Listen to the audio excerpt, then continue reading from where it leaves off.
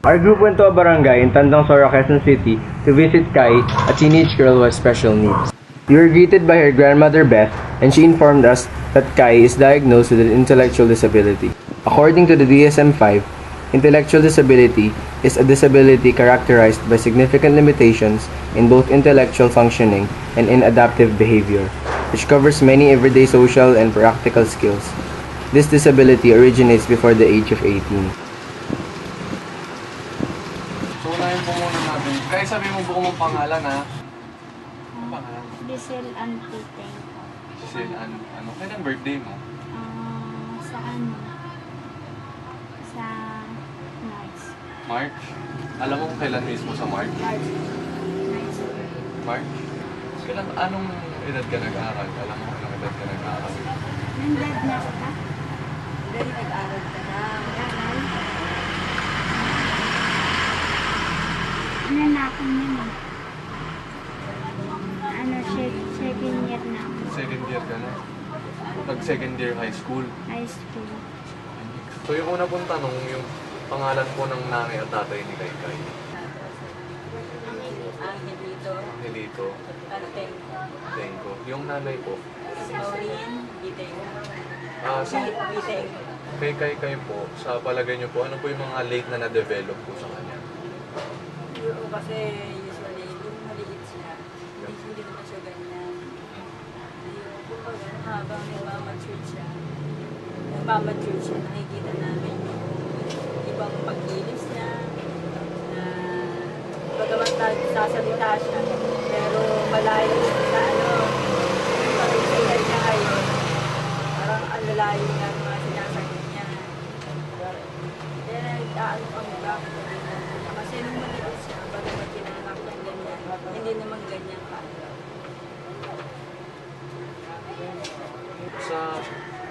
Sa family po, may iba pa po bang may diferensya po? Yung kapatid ko. Yun din, inborn din yun. Inborn po yun. Oo, kasi kambal din eh. Kambal siya. Kaya lang, yung kambal niya, normal siya.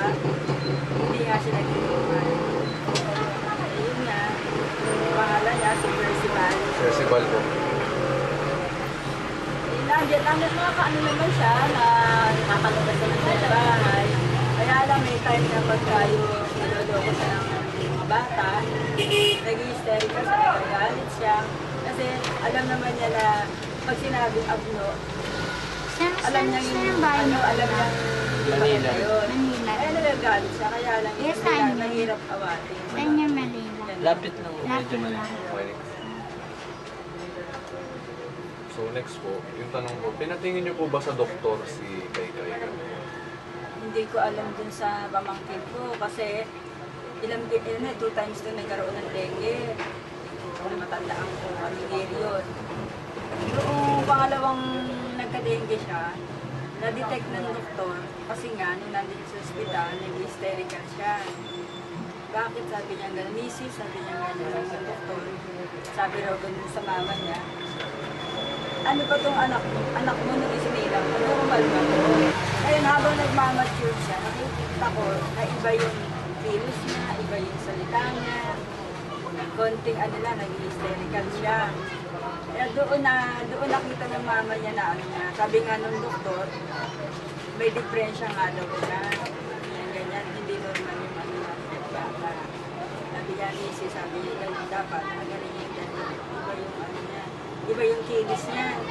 Ba't hindi mo ba napapansin kung baby ba siya? Hindi. Kaya kasi nga lang, sa pool ng mga 5 years old, ay yata yun. Kasi matagal na eh. Lagi siya nagkakaroon ng yung Seizures? Tantrums po. yung siya, yung Nanginginig po. hindi patay siya, tapos yung Coconut. tawag ko, nakalimutan ko. Parang, nakalimutan ko na yung tawag ko. Yung parang siya, yung parang Kinukumbulsyon po? Convulsion. Convulsyon. Oo. Nagbubula po yung bibig. oo, tapos nga, yung isang may bigyan lumalabas, yan.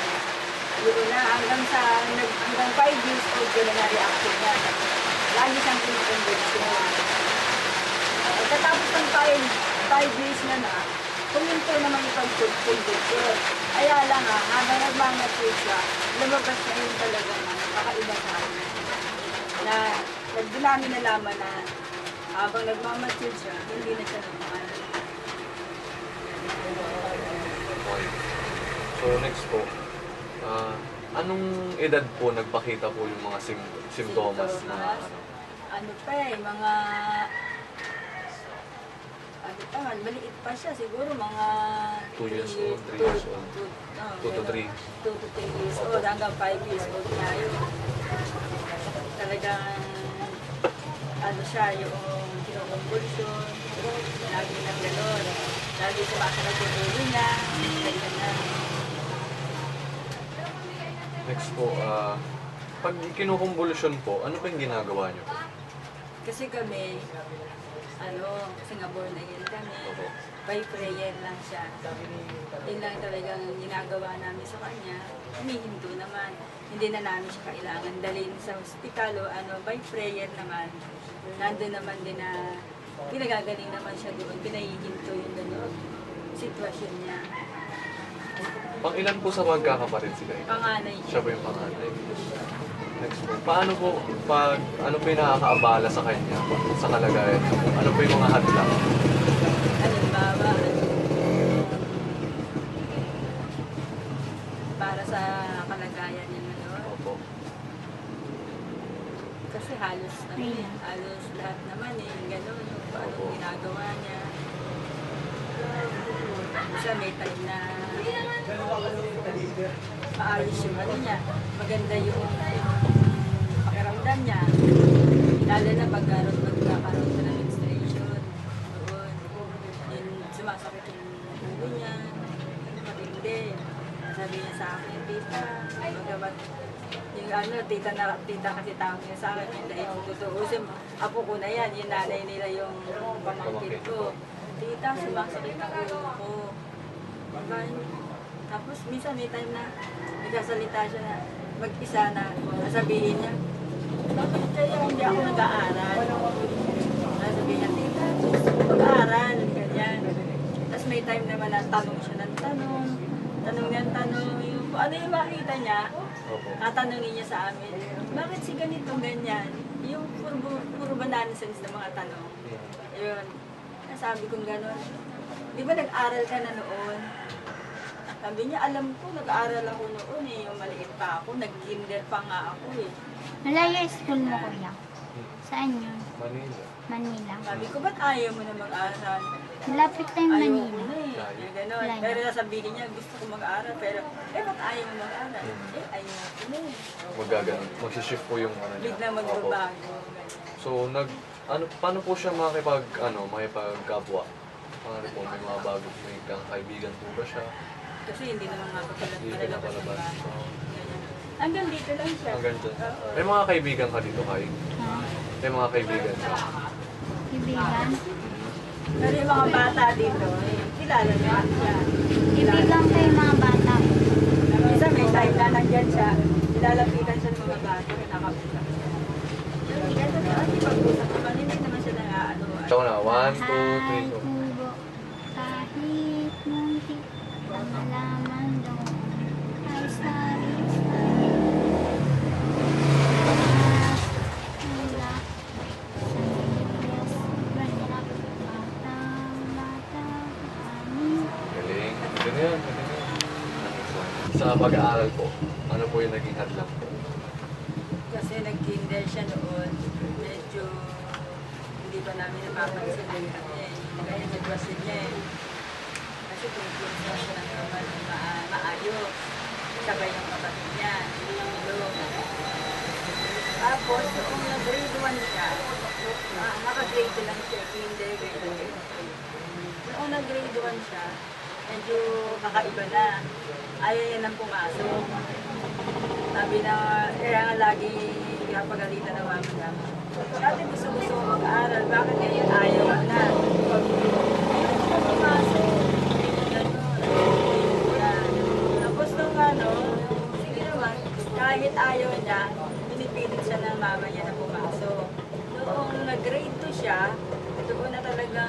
pahirapan na.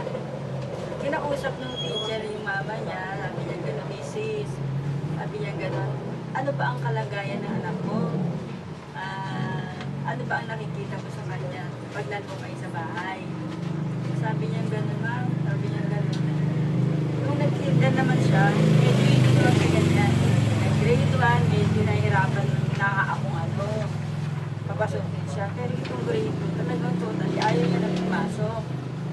Sabi niya, misis, ganito, kaya kita kinausap. Kasi ngayon, kung sabi ng teacher niya, parang may kakaiba sa anak mo. Lahat ng mga ka-eskwela niya, nagbabasa. Maliban lang sa kanya. Siya, pag oras ng pag-aaral, hindi siya nakikinig. Parang tulalang ganyan. Tulala po. Oo, nakaganyan lang daw. Yakap-yakap yung bag niya, ganyan. Pag sinabi magsusulat, hindi niya bubuksan yun. Giselle, buksan mo na yung pagkukunin mo yung lapis at saka papel. Hindi talaga siya nakikinig. Basta malayo ang isip, yung nakatingin sa malayo. Akap-akap yung ano niyang gano'n, yung bag niya. Ang sabihin daw sa teacher, pagka yung tapos para magtulala siya, bigla sabihin, ma'am, uuwi na ako. Uuwi na ako, pauwiin mo na ako. Ayoko na mag-aral. Ganun lang. Kaya sabi niya, misis, sabi niya, magpa-check up mo ba yung anak mo? Ma'am, hindi pa po. Kasi ano ba naman siya noon, grade 2. Talagang hindi pa yan nagpa-check up nga. Yung last po, ano po yung naramdaman niyo po nung nalaman niyo pong ganyan po si Giselle? Ay, syempre, hindi namin na-expect na ganyan nga siya. Kasi sa pulang pinanganak siya, tsaka habang lumalaki siya, nandito yan sa pulang namin. Kaya nakikita namin yung talagang ganyang sitwasyon niya. Eh, dahil naman kakulangan sa pinansyal, hindi naman na pag-aral ng mama niya kumuha ng tutor para mag-aral. Dahil sa totoo lang, talagang yung mama at papa niya, naghiwalay na, matagal na. Kaya kumbaga, ang mama nila na lang yung talagang solong bumubuhay at yun nga, sa kanila, magkakapatid. Kaya talagang hindi naman din kayang ipagamot ng mama niya o kumuha ng tutor para magkaroon siya ng paalaman. Eh kami, hindi naman din namin matulungan sa ganun. Kasi ganun, kulang din kami sa pinansyal. Ano po yung nagawa niyo po para mapunan po yung mga Yun lang, dahil nga yung mama niya, dun sa Roque nakatira, sila nandito magkakapatid. Dahil nakikita namin yung ganun sitwasyon niya. Ayaw naman namin siya na nakamamaya doon sa kanila doon. Lumabas siya, naglaruan ng mga tao o mga bata.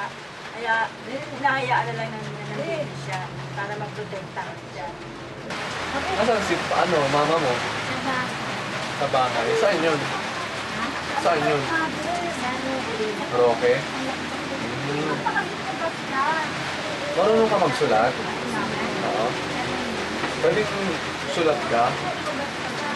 Ayan, sulat mo pangalan mo. Oo, ito oh. Meron ako dito. Ano sulat ka nga lang ko? Sulat mo, alam mo ba? Hindi ko na alam eh. Drawing. Kaya mag-drawing? Drawing ka nga, bahay. Oo, bahay. Hindi ako marunong sinigilin. Ano, yung mga bilog-bilog, gano'n. Ano kaya may drawing? Bye. Sige, bahay. Sige, tuloy mo yung gawin mo. Nagawa mo ako ng bahay. Hindi ako marunong. Eto. Gawang kita ng bilog. Dagdagan mo siya. Hindi, mag-form ka ng kahit ano. Kagaya mo sa Sige, yan na. Gayahin mo. Gusto mo gahin. Hindi, gano'n naman ako. Kabilo. Sulat ka na lang kahit na anong gusto mong sulatin ngayon. Sige, kahit na ano. Yan. Nakita mo. Ganda naman pala eh. Oh, sige. Sabi mo lang. Parang mukha ng tao. Ano pa gusto mong dagdag? Ha? Ano pa gusto mong dagdag dyan? Kabilog. Sige, dagdagan mo pa kabilog. Isa pang bilog oh. Isa pa? Oo, kaya mo yan. Ganda nga ng bilog mo ngayon oh. Hindi. Isa pa pabilog pa. Oo, isa pa. Ayusin mo. Ganda naman pala ng bilog eh oh. Oo. Parehas yan. Kailangan to. Sige.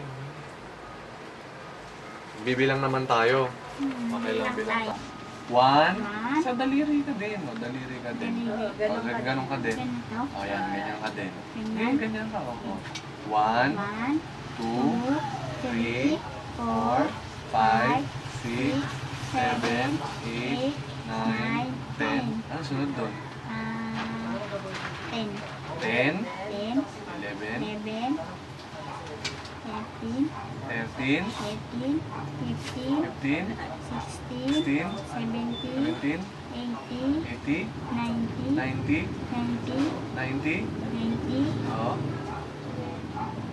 100. 100. 100. O, kantahan mo na kami ulit nung bahay kubo na. Bahay kubo, kahit hindi, malaman doon ay sari-sari. Sitaw, bata, batani.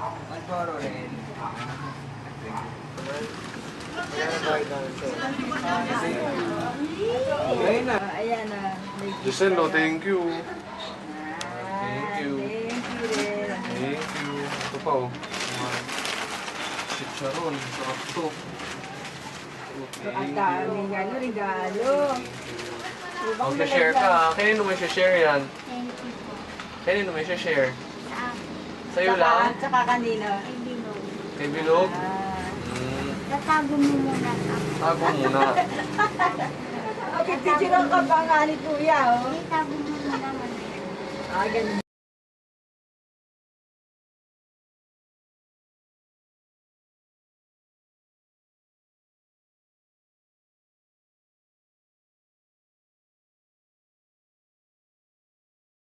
The researchers recommends that Kai should undergo medical checkups. Based on our interview, prayers are needed but they require medical attention and consultations from a professional doctor. As for the guardians of Kai, they should be more hands-on of her. They should frequently have conversations with her to improve her communication skills. They should also consider exposing her to the outside world and have more social interactions with others. With these measures, Kai would improve gradually and would function better than before.